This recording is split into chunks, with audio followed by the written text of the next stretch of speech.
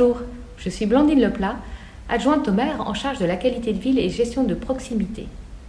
Nous sommes ensemble pour clôturer cette 3e édition du défi Famille Zéro Déchet.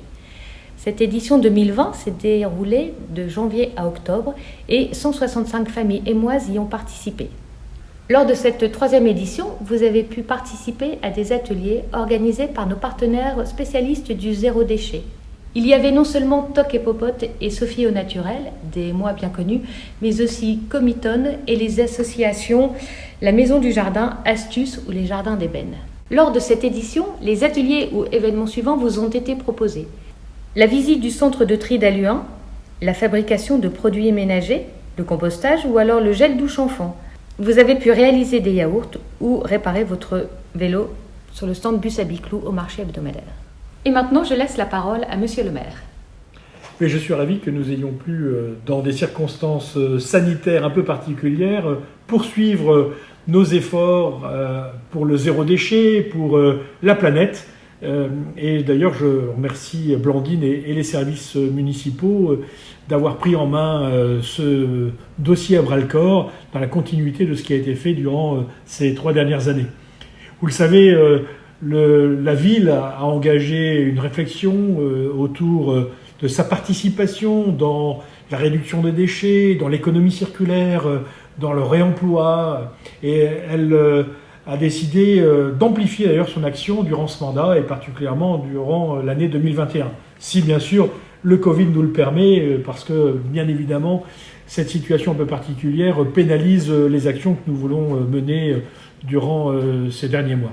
Au-delà de cette situation sanitaire, d'abord je voudrais remercier l'ensemble des familles qui ont participé au défi famille, qui ont participé à ces séances de réflexion, de mise en œuvre d'actions pour réduire ces déchets, pour apprendre, être formé à la réutilisation, au réemploi, à la récupération.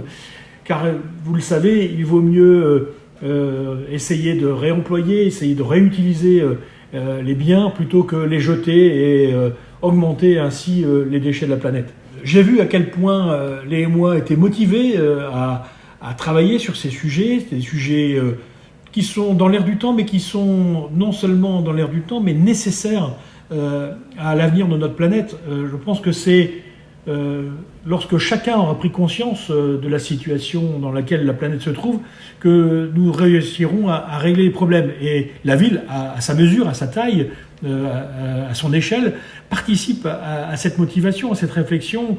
Et je dois dire que je suis très heureux que les émois répondent à notre appel. C'est un sujet lourd, difficile. La ville d'Ems ne réglera pas l'ensemble des problèmes de la planète, mais elle y participera et essaiera à son échelle de continuer à motiver, à rappeler l'intérêt de la récupération et du zéro déchet pour nos enfants et nos petits-enfants. Je pense que c'est effectivement avec un état d'esprit tel que celui-là que nous participerons à entraîner une majorité d'émois, mais aussi au-delà de notre territoire, parce qu'on sait que dans le cercle familial, dans le cercle associatif, dans le cercle professionnel, les discours peuvent faire mouche, et je compte sur les émois pour qu'ils puissent passer la bonne parole auprès de leurs amis, leurs proches, leurs familles, de façon à ce que chacun puisse contribuer à cet effort collectif. Plus nous serons nombreux à participer à cette action, à motiver notre entourage, plus nous ferons nous-mêmes les actes nécessaires à la réduction des déchets, plus notre action portera ses fruits. Et je suis sûr qu'en 2021, la ville de Ems et l'ensemble des émois participeront grandement à cet effort collectif que nous avons besoin. Maintenant, je vais bien sûr laisser la parole à nouveau à Blandine, fer de lance de notre politique municipale en matière de zéro déchet. Je sais combien elle est motivée sur ce sujet, bien avant d'ailleurs d'avoir pris cette délégation. Je voudrais bien sûr la remercier, mais je voudrais aussi remercier toutes celles et tous ceux qui ont participé durant les dernières années à cette politique que nous avons mis en œuvre déjà il y a 3 ans. Merci à vous et continuons à transformer notre planète. Merci. Merci, Monsieur le maire. Pour clôturer ce défi, il a été difficile d'établir un podium sur les pesées réalisées cette année. Néanmoins, nous souhaitons mettre à l'honneur 2 familles qui ont été particulièrement actives. Je vous laisse écouter ce premier témoignage. Donc, Frédéric est marié avec Andrés, 3 enfants, 3 grandes filles, une qui est diplômée, qui loge encore à la maison, 2 qui sont étudiantes, une qui est à la maison et une qui est en logement étudiant. Et voilà, nous habitons à M depuis 10 ans. Donc moi je suis Célia, j'ai 21 ans, je suis la petite dernière à la maison et cette année j'habitais encore chez mes parents à M. À la maison, à midi, il n'y a pas forcément beaucoup de personnes qui mangent à la maison. Par contre, on emmène assez facilement les Tupperware avec les boîtes plastiques, avec la nourriture pour pouvoir manger sur le lieu de travail. Et le soir, on mange à la maison. Les courses se répartissent en général entre les 2 parents.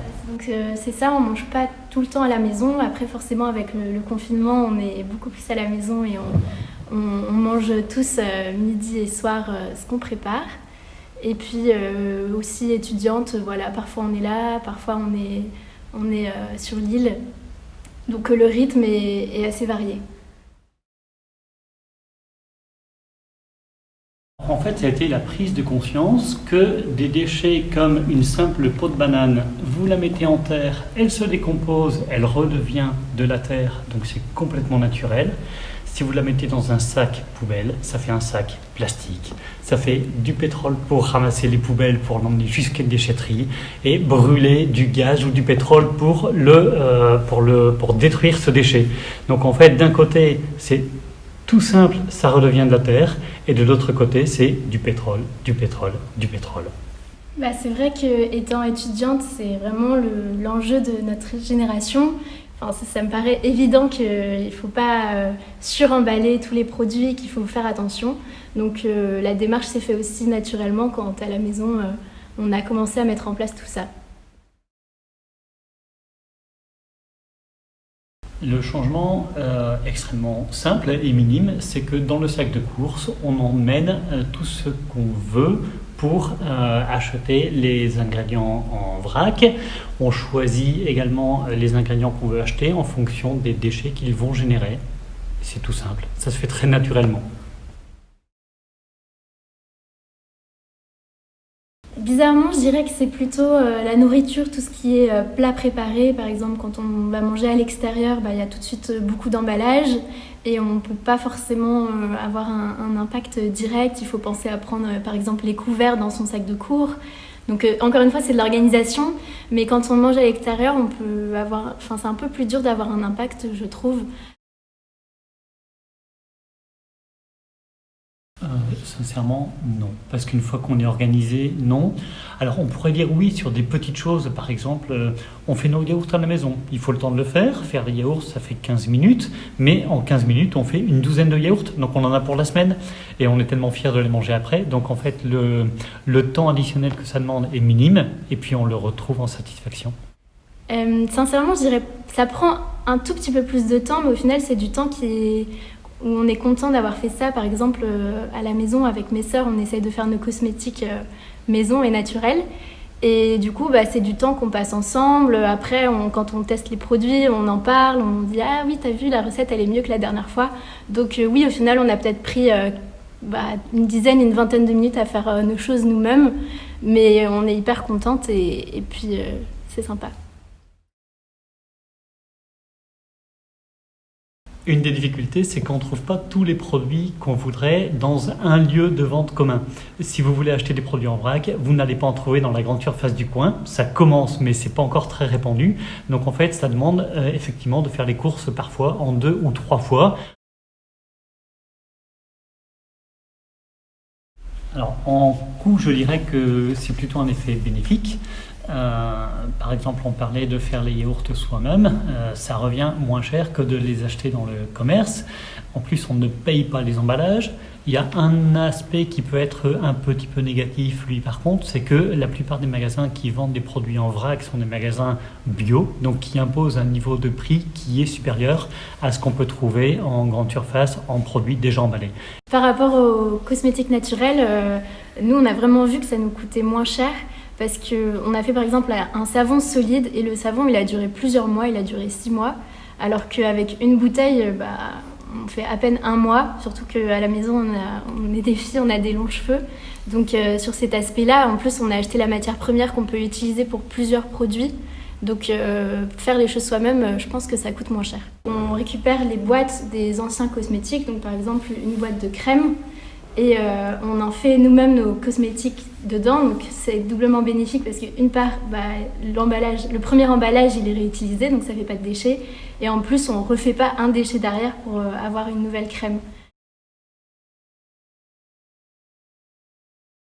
Idéalement, ça aurait été que tous les magasins et notamment les grandes surfaces de la ville fassent un effort également en ce sens. Mais il y a beaucoup de magasins qui ne jouent pas encore le jeu, soit de ce qui est vrac, soit d'emballage réutilisable, retournable.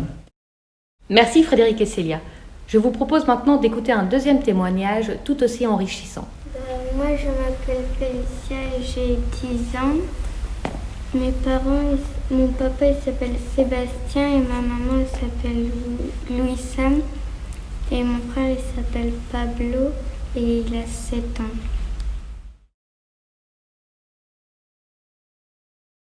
Oui, on avait déjà envie de participer depuis l'année dernière. On avait entendu parler du défi, des ateliers et on a voulu s'inscrire cette année. L'idée vient parce qu'on voulait surtout se sentir concerné et pouvoir faire quelque chose par nous-mêmes. Ça s'est bien passé avec les enfants. On était tous d'accord. Alors, je vais être honnête, c'était mon mari qui s'en occupait. Moi, je préparais les sacs. Parfois, je faisais les PC. C'était lui qui les gérait. Il adore les Excel, donc moi, je gardais seulement en tête la PC. Si on oubliait parfois, c'est vrai que c'était pas évident de le faire au moment même, puisque si on sortait la poubelle, on n'était pas tout à fait près de l'ordinateur. On essayait simplement de garder la PC en tête et le lendemain ou plus tard, on la disait et lui il la remplissait sur ce tableau Excel. Donc moi j'avais fait un tableau Excel reprenant les catégories de poubelles, donc les recyclables, les organiques et les non recyclables. J'avais fait mon tableau Excel jour par jour et par semaine, et donc quand on faisait une pesée, on remplissait le tableau, puisque de toute façon l'ordinateur est toujours ouvert, l'Excel c'est facile d'accès, et par contre une fois tous les mois ou une fois tous les 2 mois, j'allais sur le site de la ville et je remplissais donc 4 à 5 à 8 semaines d'affilée.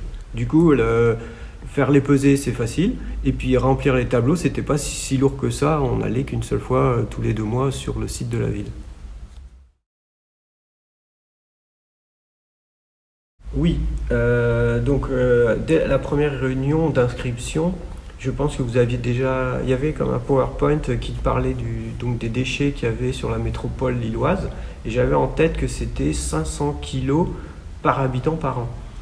Et du coup, je manipule beaucoup les chiffres, donc j'avais trouvé que c'était quand même pas mal énorme. Et en fait, assez rapidement, dès qu'on a commencé les peser, je me suis rendu compte qu'en fait, on était par personne 3 fois moins élevé chez nous. Donc j'ai acheté un lombricomposteur, je ne l'ai pas fabriqué parce que c'était quand même assez compliqué, et tout doucement, parce que c'est le message pour les lombricomposteurs, il faut y aller tout doucement si on ne veut pas qu'après ça dégénère, on se retrouve avec des mouches partout, et donc ça fait son job, hein, ça réduit bien les déchets quand même, mais par contre c'est vrai que sur une famille de 4 où on cuisine beaucoup nous-mêmes, ça suffit pas. On a découpé les rouleaux en morceaux et on les a donnés au verre, mettre les épluchures dans le compost. Mes enfants m'ont aidé également à faire des produits, notamment les sprays sanitisateurs. Vraiment, tout le monde a fait sa part. J'ai eu l'opportunité de participer à 2 ateliers. C'était sur comment gérer son compte, comment faire ses comptes pour et dépenser moins, gaspiller moins aussi. Et c'était très constructif dans la mesure où on nous parle de nos achats. On est conscient de ce qu'on achète et ce que nous pouvons éliminer. Et donc, on fait aussi les comptes à la maison, c'est mon mari aussi qui se charge de ça. Et donc, j'étais curieuse de savoir comment on peut toujours améliorer et comment pouvoir mieux dépenser son argent, mieux consommer surtout.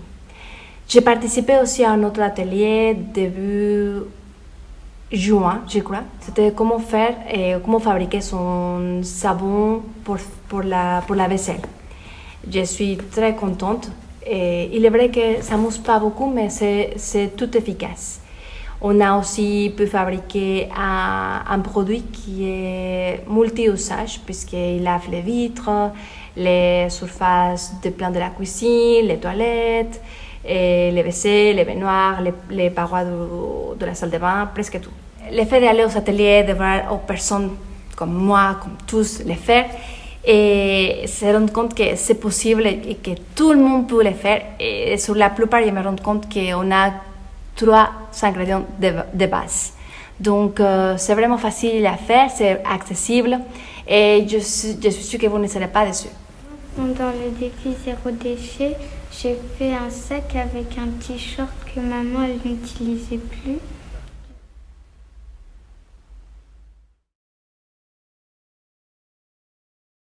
J'ai eu l'occasion en fait de dévorer tous les livres qu'il y avait sur le sujet à la médiathèque avant le confinement, et aussi même sur d'autres sujets comme le paillage, etc. Et c'est très intéressant. Il y avait aussi des livres pour tous les âges, hein. Il y avait la famille zéro déchet, la BD zéro déchet, je pense aussi pour les enfants. Non, c'est très intéressant. C'est vrai que ça peut paraître compliqué, mais il faut pas il faut rester simple, il faut y aller un pas à pas, parce que si on veut faire trop tout de suite, on va s'en dégoûter, et au final après, c'est comme un régime, on va rebondir et on va faire pire qu'avant. Un grand merci pour ce partage d'expérience et rendez-vous début 2021 pour le lancement du 4e défi famille zéro déchet.